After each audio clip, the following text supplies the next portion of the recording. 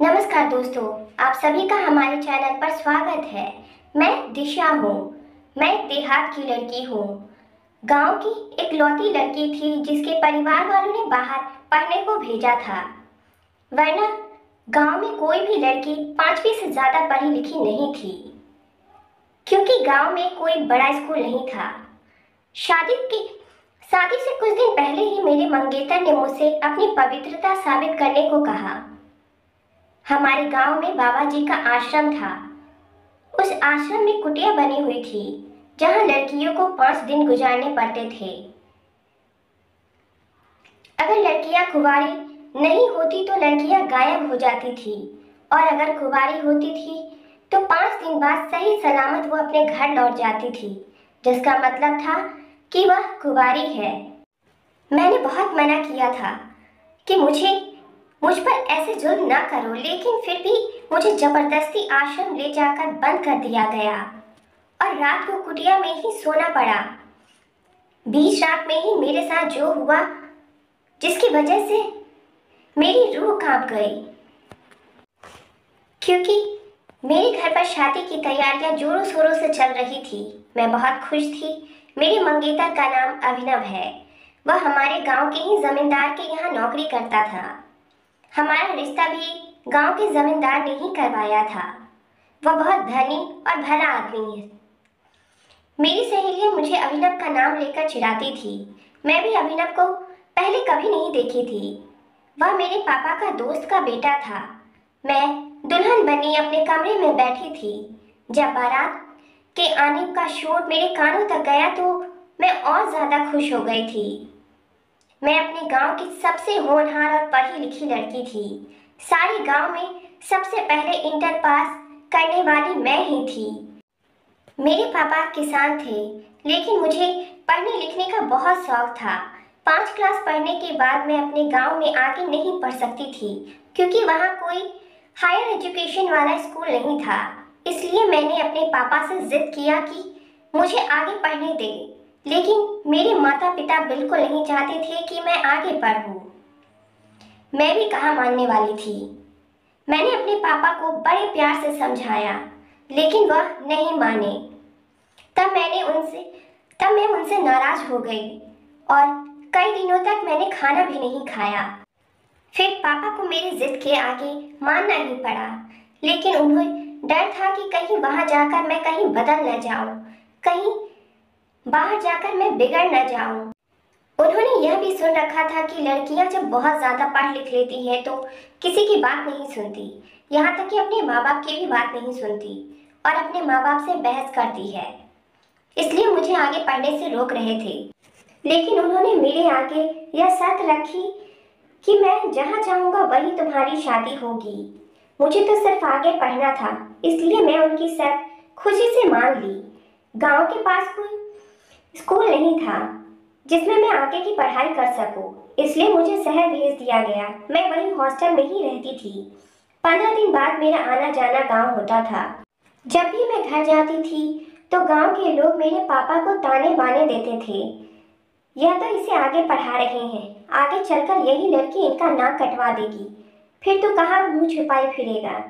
पापा उन सभी के ताने को अनसुना करते थे, क्योंकि उन्हें अपनी बेटी पर पूरा भरोसा था। जैसे ही मैंने अपनी इंटर की परीक्षा पास की, मैं गांव वापस लौट आई। पापा ने मेरी शादी का फैसला आनन फानन में कर लिया और कहा, दिशा अगले हफ्ते तुम्हारी शादी है। जैसे ही मैंने यह बात सुनी, लेकिन पापा ने पढ़ाई के बदले यह वादा किया था कि वह जहाँ चाहेंगे और जहाँ बोलेंगे वही मैं शादी करूँगी। इसलिए मैं भी अपना वादा खुशी से निभाई और शादी के लिए हाँ कर दी। पापा से शादी के लिए एक सवाल भी नहीं किया। मेरी शादी किससे हो रही है, कौन है, कैसा है, क्या करता है, मैंने कुछ भी नहीं पूछा। यहाँ तक कि मैं अभिनव को एक बार देखने तक के लिए भी नहीं बोली। पापा को यह डर था कि मैं शादी के लिए कहीं मना न कर दूँ, इसलिए वो बड़ी बेचैन नजर आ रहे थे। लेकिन मेरी शादी की रजामंदी के बाद वो बहुत खुश हो गए थे, क्योंकि उनकी बेटी ने उनका भरोसा नहीं तोड़ा। मैं शहर में पढ़ाई करते वक्त किसी भी लड़के से अपना दिल नहीं लगाई। सिर्फ मैं अपनी पढ़ाई पर ही ध्यान देती रहती थी और ना ही मैंने कभी किसी के बारे में सोचा कि मेरा जीवन साथी कैसा होना चाहिए। मैं अपने घर वालों की ही खुशी में खुश थी। मैं यह जानती थी कि मेरे मुंह से निकलने वाला एक भी शब्द मेरे खानदान की इज्जत को मिट्टी में मिला सकती थी और पूरे गांव में मेरे पापा की बेइज्जती हो जाती, मेरे पिताजी की नाक कट जाती। यही कहते कि बेटी ने 4 क्लास क्या पढ़ लिए हैं कि अपने पापा से जवान लड़ाने लगी है। अब मैं भी अपनी शादी को लेकर बहुत खुश थी।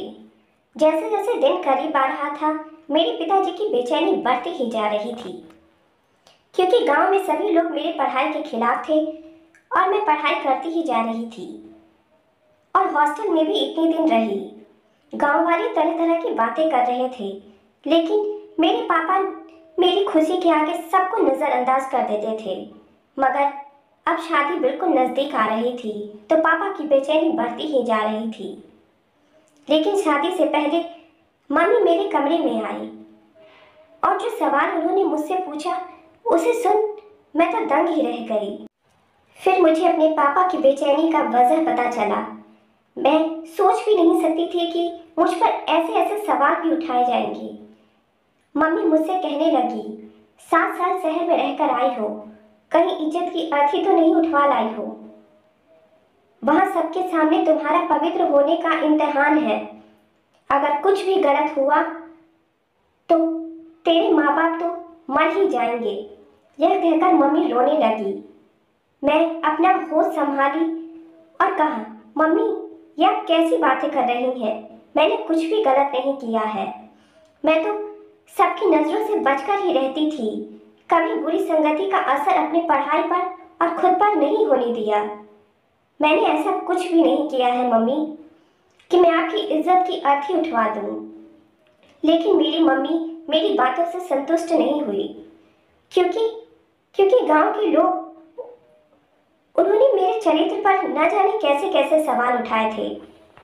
मेरी मम्मी मुझसे कहने लगी, अभिनव कहता है कि शादी से पहले दिशा को अपनी कुंवारी होने का सबूत देना पड़ेगा, तभी शादी होगी। यह सुनकर मैं तो हैरत में ही पड़ गई। बाहर पूरा खानदान और बिरादरी बैठी हुई थी। बारात भी आ चुका था और मेरा होने वाला पति कैसी बेतुकी बातें कर रहा है। भला कोई लड़की अपनी कुंवारी होने का कैसे सबूत दे सकती है? मैंने मम्मी से कहा, मैं इसे इस वक्त इस बात का यकीन कैसे दिला सकती हूँ? यह तो बिल्कुल फिजूल सी बातें हैं।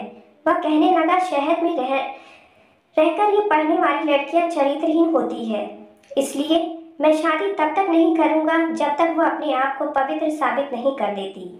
मैंने कहा, मैं कैसे साबित कर दूँ?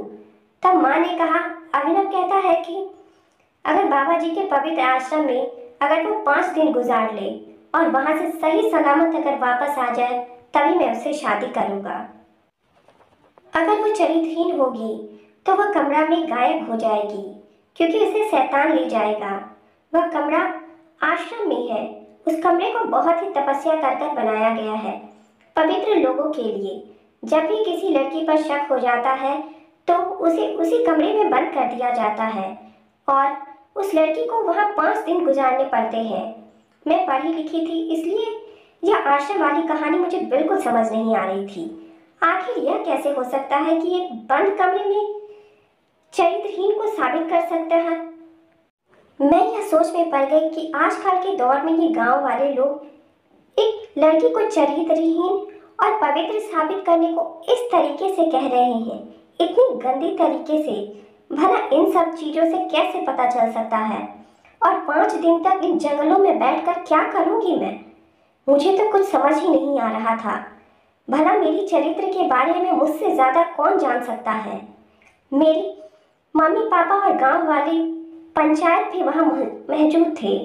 मैंने उनसे कहा कि मुझे इन सब बातों से कोई लेना देना नहीं है। मेरी बात सुन मेरी होने वाली सास मुझ पर भड़क उठी और कहने लगी, इसके दिल में चोर है, तभी यह इस बातों से मना कर रही है। सुन लीजिए, अगर इसने यह बात नहीं मानी तो हम बारात वापस ले जाएंगे। मेरे पापा यह सुनकर लड़कों वालों के सामने हाथ जोड़ने लगे और कहने लगे, बारात वापस न ले जाए। मेरी मम्मी मेरे पास आकर कहने लगी, तू क्यों जिद कर रही है? अगर तू पवित्र हो तो इनकी बात मान क्यों नहीं लेती हो? मेरे माता पिता बहुत बुरी तरह से रो रहे थे। मैंने अपनी सास से कहा, अगर आप लोगों को यकीन नहीं है तो आप किसी अस्पताल में जाकर जांच करवा लें। इस तरह क्यों? आपको यकीन भी हो जाएगा। अब तो बहुत तरक्की हो गई है। डॉक्टर आपको सब चेकअप के बाद खुद ब खुद सब कुछ बता देंगे। ऐसी रस्मों पर यकीन ना करें। बेकसूर लड़कियों को ऐसे वीरान कैद में ना रखें। लेकिन किसी ने मेरी ना सुनी। रो रो कर मेरे माता पिता तो बेजान लाश की तरह बन गए थे, जैसे मैं सचमुच अपना मुंह काला करवा कर आई हूँ। मुझ पर लोगों ने न जाने कैसे कैसे इल्जाम लगाए, जिसके बारे में मैं कभी सोच भी नहीं सकती थी। लोग मेरे माता पिता से बोल रहे थे, हम तो तुम्हें बोल ही रहे थे कि अपनी बेटी को बाहर पढ़ने के लिए मत भेजो, लेकिन तुम तो कभी किसी की सुने ही नहीं। अब लो देखो अपनी इज्जत उछलते हुए। मैं अपने पापा के सामने बैठकर रोती ही जा रही थी और कह रही थी कि पापा, मैंने ऐसा कुछ भी नहीं किया है, आप मेरा चेकअप करवा लो। पर किसी को न जाने इस बात पर यकीन ही नहीं था। सभी को बस आश्रम ही सूझ रहा था। मेरा बार बार वहाँ न जाने से मेरे चरित्र को वहाँ के लोग गलत साबित कर रहे थे। मेरा वहाँ जाना ही मुझे कुंवारी साबित कर सकता था, लेकिन मैं अपने आप को ऐसे किसी आश्रम में 5 दिनों के लिए कैसे बंद कर सकती हूँ, जहाँ किसी का भी आना जाना नहीं था। लेकिन मेरे माँ बाप के आंसू देख मैं भी बेबस हो गई। फिर मेरा फैसला करने पंचायत बैठी। पंचायतों ने भी यही फैसला किया कि मुझे जंगल जाना होगा। आश्रम में मुझे 5 दिन बिताने होंगे। पंचायत ने भी मेरी एक न सुनी। मैं भी अपने माँ बाप के खातिर उनके फैसले को कबूल कर ली। मैं दुल्हन का जोड़ा बदल सिंपल कपड़े पहन लिए और आश्रम के लिए जाने को तैयार हो गई। लेकिन मुझे बहुत अफसोस हो रहा था। अभिनव ऐसी अनपढ़ और दकियालूसी बातें कर रहा था। ऐसे ऐसे ख्याल रखना, मुझे उनकी सोच पर तरस आ रहा था। फिर गांव के कुछ बड़े लोग और मेरे पापा मुझे वहां से लेकर चल पड़े। वहां ले जाकर मुझे एक छोटे से कमरे में बंद कर दिया गया, जहां रोशनी की किरण भी नहीं पड़ती थी। उस कमरे में बस एक चारपाई थी, जिस पर मैं लेटी बेबस रो रही थी। न जाने कैसी अंधेरी नगरी थी। मैं बचपन से इस जाहिर रिवाज को होते हुए देख रही थी। जंगल के बीचों बीच एक आश्रम में कोने में कमरा बना हुआ था, जहां मासूम लड़कियों को कैद कर दिया जाता था और 5 दिनों का खाने पीने का सामान रख दिया जाता था, क्योंकि कमरे के बाहर ताला डाल दिया जाता था और 5 दिनों से पहले वहां कोई भी नहीं आ सकता था। मैं नहीं जानती अभिनव को मुझ पर शक क्यों हुआ। कमरा बिल्कुल बंद था। वहां एक लाइट भी नहीं थी जिससे टाइम का पता चल सकता था। बिल्कुल सुनसान जगह थी, क्योंकि आश्रम जंगल में ही था, इसलिए कोई भी जंगली जानवर आकर दरवाजा तोड़कर मुझे किसी भी वक्त मुझ पर हमला कर सकता था। मुझे ऐसा लगता था। इस डर ने मेरे दिल को दहला कर रख दिया था। मैं चारपाई पर उठकर बैठ गई, लेकिन देखा तो दरवाजा लोहे का बना हुआ था। मुझ जैसे दुबली पतली लड़की दरवाजे को तोड़ नहीं सकती थी। जब खाने की टोकरी पर कपड़ा हटाकर देखा तो उसमें थोड़े फल के सिवाय कुछ भी नहीं था। कमरे में बस एक पंखा चल रहा था, कोई बल्ब नहीं जल रही थी। उसमें एक बाथरूम भी था, जिसमें भी अंधेरा ही था। मैंने पूरे कमरे की अच्छी तरह तलाशी ली, कुछ दिखाई नहीं दे रहा था। फिर मैं बेबस होकर चारपाई पर वापस बैठ गई। अभी कुछ टाइम ही हुआ था कि मुझे किसी के आने की आहट होने लगी। मेरे डर के मारे जान निकलने लगा। बाहर कोई जंगली जानवर की आवाज़ें आने लगी थी। अब तो बिजली भी कड़कने लगी थी। रोशनी तो कमरे में आ नहीं रही थी, परंतु उसकी आवाज़ें मुझे सुनाई दे रही थी। मेरा दिल अब और जोरों से धड़कने लगा और तुरंत ही बारिश जोरों शोरों से होने लगी। मैं चारपाई पर बैठकर रो रही थी। जब मैंने होश संभाला तो मुझे अपने कज़न का किस्सा याद आने लगा। पहली बार मेरे घर में मेरे बड़े पापा की बेटी की शादी भी ऐसे ही रोक दी गई थी। मेरी कज़न जब दूसरे गांव से अपनी मौसी के घर कुछ दिन रहकर वापस लौटी थी, तो उसके मंगेतर ने भी यही शर्त रखी थी कि उसे अपनी कुंवारी होने का सबूत देना पड़ेगा। मेरी कज़न पर भी बहुत सारे इल्ज़ाम लगाए गए थे। उन पर दूसरे लड़कों से संबंध बनाने का इल्ज़ाम लगाया गया था और वह बेचारी बस रोती ही रह गई, कहती रही कि मैंने ऐसा कुछ भी नहीं किया है। लेकिन किसी को भी उसकी बात पर यकीन नहीं आया। सभी को बस यही पवित्र आश्रम पर ही यकीन था। तब भी यही कहते थे कि यह पवित्र आश्रम है और पवित्र औरतों की सच्चाई बता देता है। मुझे यह बात आज तक समझ नहीं आई थी, लेकिन मेरी कज़न को कमरे में बंद कर दिया और वहाँ ताला लगा दिया और कहा गया कि 5 दिनों में उसे कुंवारी होने का सबूत मिल जाएगा। वहाँ एक छोटा मंदिर था जहाँ कुछ बाबा ने तपस्या पूरी की थी। पूरे गांव में किसी ने उसको देखा तो नहीं था, सबने बस ऐसा सुना था। यहाँ पर एक बहुत बड़े बाबा रहते थे। इस कुटिया में जो औरतें की सारी सच्चाई बता देते थे। यह आश्रम कुटिया के पास ही गांव के जमींदार ने ही बनवाया था। जब 5 दिन पूरे होने के बाद मेरी कज़न जब वहां से बाहर निकली तो उसके चेहरे का रंग बिल्कुल पीला पड़ चुका था। हालांकि वह सुंदर तो थी ही, कमजोरी की वजह से वह ठीक से चल नहीं पा रही थी। उसने अपने मुंह से एक भी शब्द नहीं बोला। फिर शादी की तारीख रख दी गई, मगर शादी के कुछ दिन पहले ही वो मर चुकी थी। मरते वक्त उसका चेहरा बिल्कुल नीला पड़ चुका था। पूरे गांव वाले कह रहे थे कि उसने जहर खा लिया था।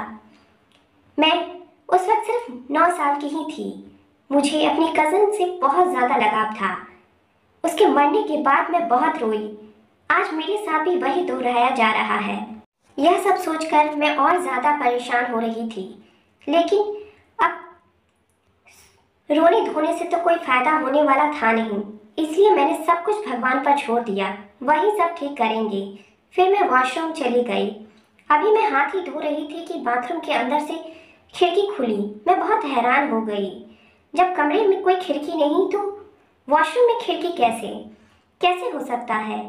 लेकिन जैसे ही मैं वॉशरूम के अंदर खिड़की से अपनी और आने वाली हाथ को देखा, मेरी तो जान ही निकल गई। खिड़की पर एक मर्द का हाथ देख मैं तो डर ही गई थी। जल्दी से मैं बाहर निकल एक कुंडी लगा दी।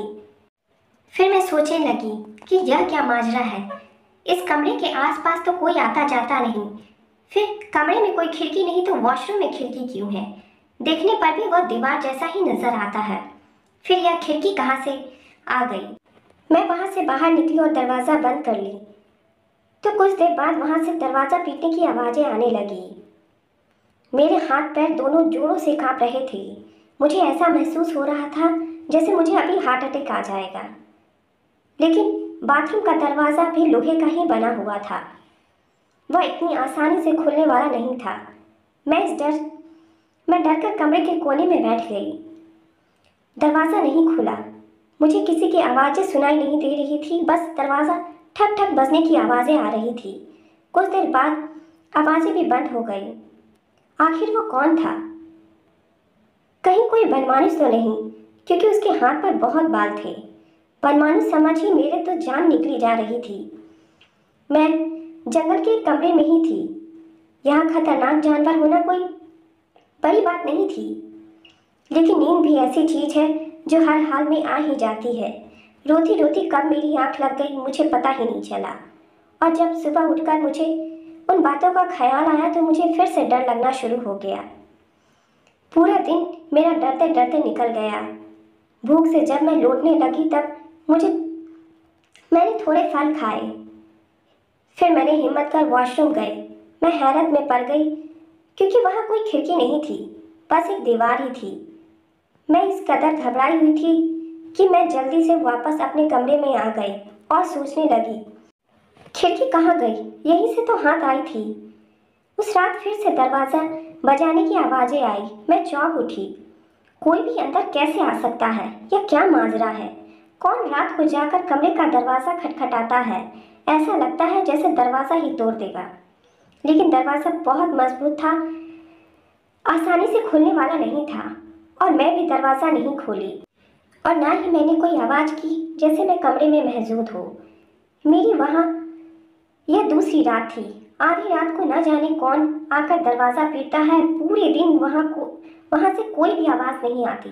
अगली सुबह मैंने सोच लिया था कि मैं वॉशरूम जाकर अच्छी तरह जांच पड़ताल करूंगी।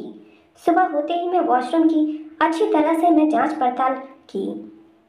जिस जगह से खिड़की खुली थी वह दिन में देखने में तो एकदम दीवार जैसा ही लगता था। मैं जब ठीक से देखी तो वह दीवार एक लकड़ी की बनी हुई थी। मैंने जब उसे बाहर की तरफ धक्का दिया तो वह नहीं खुला, लेकिन थोड़ी देर मेहनत करने के बाद वह खुल गया। वहां झांक कर देखा तो अंदर ढेर सारे कमरे बने हुए थे। अंदर जाकर देखा तो मुझे एक सुरंग मिली जो पता नहीं कहाँ जाती थी। बहुत ही अंधेरा था और मुझे बहुत डर भी लग रहा था, मगर मुझे खिड़की के जरिए इस सुरंग में उतर गए। मुझे उम्मीद थी कि शायद मैं इससे बाहर निकल जाऊं। मैं डरती डरती आगे बढ़ने लगी। थोड़ी दूर चलकर मुझे रोशनी दिखाई देने लगी। वह लाइट का बटन था जिसे दबाने से पूरी सुरंग में रोशनी से भर गए। ऊपर की तरफ कुछ सीढ़ियां जा रही थी। मैं जब ऊपर चढ़ी और दरवाज़ा खोलने की कोशिश की तो वह नहीं खुला, लेकिन थोड़ी देर मेहनत करने के बाद वह खुल गया। वह आश्रम का कमरा था जहाँ दान दक्षिणा रखा जाता था। उसके कमरे में पहुंची तो मैं दंग ही रह गई। मैं तो आश्रम के अंदर पहुंच गई। उस कमरे में कोई मौजूद तो नहीं था। मैं भी वहां पहुंचने में बहुत ज़्यादा थक चुकी थी। मैं हैरान थी कि ऐसा कैसे हो सकता है। उस कुटिया से आश्रम तक का सुरंग क्यों बनाया गया है और किसने बनाया है। उस कमरे का दरवाज़ा बंद था, वहां ताला लगा हुआ था, वहां कोई आ नहीं सकता था। इसलिए मैं किसी को अपनी मदद के लिए नहीं बुला सकती थी। फिर मैंने सोचा कि अगर किसी ने मुझे इस कुटिया के बाहर देख लिया तो मेरे माँ बाप को बातें सुना सुना कर मार ही डालेंगे। फिर मुझे किसी की आने की आहट सुनाई देने लगी। मैंने जल्दी से सुरंग को बंद कर दिया और वहाँ रखे बक्से के पीछे छिप गई। मुझे लगा कि यह लोग मुझे देख लेंगे और मेरी सारी मेहनत पर पानी फिर जाएगा। जैसे ही मैंने 3 लोगों को अंदर आते देखा, उनको देख मेरी जान ही निकल गई। जब तक वहाँ वह लोग थे मैं खामोश से छुपी रही। उनके जाने का मैं इंतज़ार करने लगी। फिर वह लोग अपना काम करके वहाँ से चले गए। उस कमरे के आश्रम में से भक्तों द्वारा दान दक्षिणा किए गए चीज़ें रखी हुई थी, इसलिए इस कमरे में कोई फालतू आदमी नहीं आता जाता था। जो लोग आश्रम में काम करते थे वही लोग यहाँ आ जा सकते थे। मैं बहुत डर चुकी हुई थी। मुझे कुछ भी समझ नहीं आ रहा था। फिर मैंने सोचा कि रात होने तक का मैं इंतज़ार करती हूँ, जो रोज़ रात को आकर दरवाज़ा बजाता था। यही अच्छा मौका था, क्योंकि यहाँ से मैं बाहर तो निकल सकती नहीं थी। दरवाजे पर ताला लगा हुआ था। थोड़ी देर बाद मुझे एक आदमी नजर आया। वह जमींदार था और साथ में पंचायत के कुछ लोग थे। बहुत ही नरम दिल वाला आदमी था। अक्सर लोगों की मदद करता था, यहाँ तक कि ज़रूरतमंदों को चुपचाप घर जाकर उसे पैसे पकड़ा दिया करता था। कभी किसी गरीब लड़की की शादी खुद ही अपने पैसे से ही करवा दिया करता था। उसका सारा खर्चा वो खुद ही उठाता था। वो कहते थे ये सभी तो मेरी ही बच्चियां हैं। लड़कियां कोई भी उनसे पर्दा नहीं किया करती थी, क्योंकि वह हमारे दादा के उम्र के थे। पूरे गांव में उनकी बहुत ही इज्जत होती थी। पूरा गांव उन्हें अपने पिता समान मानता था। उनके बड़े से महल में मैं भी कई बार जा चुकी थी। उनकी पोती मेरे ही क्लास में पढ़ती थी, मेरे साथ हॉस्टल में भी रहती थी, लेकिन वह अमीर थी, इसलिए हॉस्टल वाला कमरा भी उसकी हैसियत का ही था। मैं गरीब किसान की बेटी थी, इसलिए हॉस्टल में एक छोटे से कमरे में रहती थी। हाँ, मगर एक चीज़ थी, उस लड़की के दिल में कोई भी घमंड नाम का कोई चीज़ नहीं था। जब भी मुझे गांव जाना होता वह अपने साथ मुझे अपने गाड़ी में ले जाती थी। गांव जाकर मुझे वहां अपने घर छोड़ दिया करती थी। मैं ही मना करती थी कि मेरे पापा मुझे लेने आएंगे, मैं उन्हीं के साथ चली जाऊंगी। मेरी बातें सुन जमींदार कहते थे, बेटा तुम हमारे साथ ही चलो, मैं तुम्हारे पापा से बोल दूंगा कि तुम हम लोगों के साथ आई हो। अपनी गाड़ी में ड्राइवर के साथ अपनी पोती को लेने आते थे। मैं कभी कभी उनकी गाड़ी में बैठ जाती थी। वह मुझे अपने घर छोड़ दिया करते थे। मेरे पापा बदले में उन्हें शुक्रिया अदा करते थे। कई बार पढ़ाई की भी वजह से मैं पापा के साथ जमींदार के महल में गई थी क्योंकि उनकी पोती मेरी ही क्लास में थी। तो मुझे कभी कभी नोट्स की ज़रूरत पड़ती थी तो मैं उसके घर जाकर मैं पूछ लिया करती थी। लेकिन वो आश्रम वाले कमरे में क्या कर रहे थे? फिर मुझे याद आया, आश्रम तो इन्हीं ने ही बनवाया था। हो सकता है दान दक्षिणा का जायजा लेने के लिए आए होंगे। यह सब सोच मैं बहुत खुश हो गई। मैंने सोचा इन्हें मैं सब कुछ बता दूंगी और मैं बच जाऊंगी इन सब से। मैं इन्हें सब कुछ बता दूंगी कि इन 2 रातों से मेरे साथ क्या हो रहा है और ये मेरी मदद भी जरूर करेंगी। लेकिन यह क्या मैं देख रही हूँ? मैं तो देखकर दंग ही रह गई। सुरंग का दरवाजा खोल रहे थे। फिर मैं खामोशी से चुपचाप बैठ गई और देखती रही कि आखिरकार क्या हो रहा है। उनको इस सुरंग के बारे में कैसे पता है?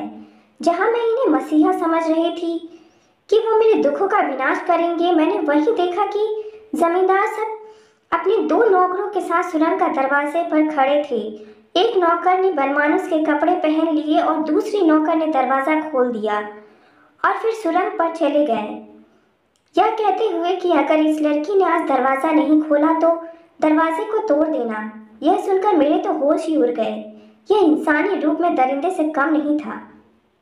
मेरा दिल घबरा रहा था कि मुझे उस कमरे में ना पाकर वह यह ना सोच ले कि मैं वहां से निकलकर भाग गई हूँ और इस कमरे में आ गई हूँ, और अगर इन लोगों ने मुझे ढूंढ लिया तो मुझे जिंदा नहीं छोड़ेंगे। मुझे जल्दी से जल्दी उस कमरे से निकलना था, मगर कैसे? जैसे ही वह तीनों अंदर चले गए मैं दरवाजे के पीछे से निकली। बिना कुछ सोचे समझे मैंने दरवाजा को ताला लगा दिया और चाबी अपने साथ ही रख ली। सबकी नजरों से बचते हुए मैं आश्रम का दीवार को कूदकर आश्रम के बाहर निकल पड़ी। वहां मिट्टी गीली थी इसलिए मुझे चोट नहीं लगी। वहां से निकलते मैं बस अंधाधुंध भागती ही जा रही थी। मैं नहीं जानती थी कि मेरा अंजाम क्या होगा। मुझे तो बस अपनी इज्जत बचानी थी और गांव वालों के सामने इस आश्रम की सच्चाई भी खोलनी थी जिससे लोगों की गलत आस्था जुड़ी हुई थी। मेरी कज़न के साथ क्या हुआ होगा उस दिन, यह सच्चाई भी अब खुल जाएगी। यकीनन वो जहर खाकर मरी थी या इन दरिंदों ने उनका शिकार किया था। मैं भी अपनी कज़न की तरह बहुत सुंदर थी। इस जमींदार के लिए मेरे दिल में बहुत ही इज्जत थी। मैं इनको अपने दादा की तरह मानती थी, इसलिए मुझे इनकी गलत निगाहों का कभी पता नहीं चला। यह सारा खेल इन्हीं जमींदार के द्वारा रचाई गई थी, क्योंकि अभिनव भी यही नौकरी करता था, इसलिए इसके दिमाग में यह सब का बीज इसी ने ही डाला होगा। गांव वाले को भी बेवकूफ बनाकर उनकी खूबसूरत बेटियों को आश्रम ले जाकर उनकी मजबूरी का फायदा उठाता था, क्योंकि मेरी शादी का अंतिम फैसला पंचायत के इसी जमींदार पर था कि मुझे आश्रम में बंद कर दिया जाए। वह दिन में गांव वालों के सामने हमदर्द बना फिरता है और घर घरों में जाकर उनकी बेटियों को देखता है। उनमें से जो अच्छी लगती थी उस पर इल्जाम लगाकर उसे इस कमरे में बंद कर देता और उसके साथ वो करता जो इनका मन होता। वह सभी लड़कियों को अपनी हवस का शिकार बनाता था। मुझे नहीं पता मेरी मंजिल कहाँ है। मैं बस भागती ही जा रही हूँ और भाग भाग कर अब मैं थक भी चुकी हूँ। अचानक एक मोटरसाइकिल की लाइट मेरी आंखों पर पड़ी। मैं मोटरसाइकिल को देखते ही मैं डर गई और बेहोश होकर मैं गिर गई। जब मुझे होश आया तो मैंने देखा मैं अपने बड़े पापा के घर पर हूँ। जो आदमी मेरे सामने खड़ा था वह मेरे पिताजी के बड़े भाई थे। उन्हें देख मुझे थोड़ी सी राहत मिली और मैं बहुत जोरों से रोने लगी। उन्होंने मुझे पानी पिलाया और पूछा, बेटा तुम यहाँ कैसे? तुम तो आश्रम गई थी। चलो मैं तुम्हें खामोशी से आश्रम पहुँचा देता हूँ। किसी को पता भी नहीं चलेगा कि तुम बाहर निकली थी। तेरे बाप की इज्जत बच जाएगी। मैं फिर रोने लगी और डरते डरते मैंने उन्हें वो सब कुछ बताया जो मेरे साथ हुआ। मैंने वो सब कुछ बताया कि कैसे जमींदार ने मेरे साथ गलत करने की कोशिश की, यह सब प्लान बनाया कैसे। पहले तो उन्हें बिल्कुल भी यकीन नहीं हुआ। फिर मैंने कहा कि दीदी के साथ भी उन्होंने यही किया। तभी दीदी ने जहर खाकर अपनी जान दे दी, क्योंकि वह उन्हीं की बेटी थी जिनके साथ यह सब कुछ हो चुका था। वह मेरी बात समझ गए और उन्होंने कहा कि बेटी, मेरी बेटी के साथ इतना कुछ गलत किया इन्होंने, इसलिए मेरी बेटी ने जान दे दिया। हम तो जमींदार को अपना समझते थे और यह हमारी बेटियों पर इतनी गंदी नजर रखता था। अब मैं और गलत नहीं होने दूंगा। उन्होंने कहा कि तू यहीं छुपे रहना, किसी को पता नहीं लगने देना कि तू यहाँ है। अब इसकी सच्चाई हम सबके सामने लेकर आएंगे। इसके पापों का सजा इसे हम दिलवाएंगे। फिर उन्होंने मुझे खाना खिलाया और कमरे की लाइट बंद करके चले गए और कहा, बेटा तुम यहीं आराम से रहो। और फिर मेरे पिताजी के पास चले गए और कहा, चल बेटी की खबर लेकर आते हैं, वह कैसी है, उसे दरवाजे से आवाज़ देंगे। मेरे पापा भी बहुत परेशान थे, उन्हें भी मेरी बहुत फिक्र हो रही थी। मेरी माँ ने कहा, जाओ बेटी की खबर ले आओ। फिर मेरे पिता जाने के लिए राजी हो गए, लेकिन मेरी माँ बोली, अगर किसी ने देख लिया तो अनर्थ ही हो जाएगा। तब उन्होंने कहा कि रात की खामोशी में हमें कौन देखेगा, हम उस समय जाएंगे और उसी समय वापस आ जाएंगे। फिर वह दोनों आश्रम के लिए निकल पड़े। आश्रम के पीछे वाले दरवाजे से अंदर गए, बिना किसी की नजर में आए कुटिया तक पहुंच गए। वहां जाकर उन्होंने मुझे आवाज लगाया। कुटिया में जमींदार अपने 2 नौकरों के साथ बंद था। वह दीवार तोड़कर अंदर आ चुका था। उन दोनों की आवाजें सुन वह लोग बिल्कुल शांत हो गए। पापा और बड़े पापा मुझे आवाज दिए जा रहे थे। जब मेरी कोई भी आवाज वहां से वापस नहीं आई तो मेरे पिताजी घबरा गए। फिर मेरे बड़े पापा ने पिताजी को समझाया कि बेटी सो रही होगी। जमींदार वही कमरे में ही था। फिर मेरे बड़े पापा को कुछ सूझा। वह जोर जोर से आश्रम में जाकर हल्ला करने लगे, मेरी बेटी को शैतान ले गया। उनका शोर सुन आश्रम के लोग इकट्ठे हो गए। सभी लोग मेरे पापा को बोलने लगे, अपनी बेटी को बाहर भेजाने का नतीजा देखो। मेरे पापा रो रहे थे और कह रहे थे कि भगवान के वास्ते दरवाज़ा खोल दो और देखने दो मेरी बेटी का हाल क्या है। लोग जोर जोर से दरवाज़ा पीटने लगे और जब दरवाज़ा खुला तो उन्होंने देखा कि दीवार टूटी हुई है।